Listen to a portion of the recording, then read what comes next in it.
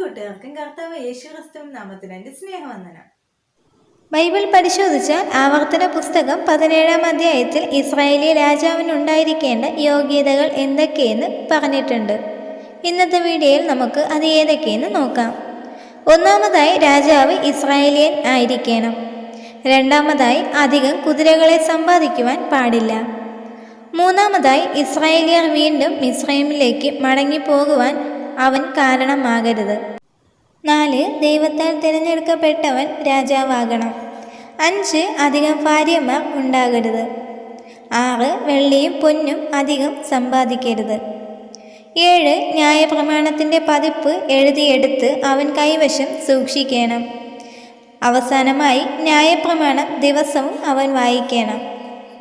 ഇത്രയും യോഗ്യതകളാണ് ഇസ്രായേലി രാജാവിനെക്കുറിച്ച് ബൈബിളിൽ പറഞ്ഞിരിക്കുന്നത്.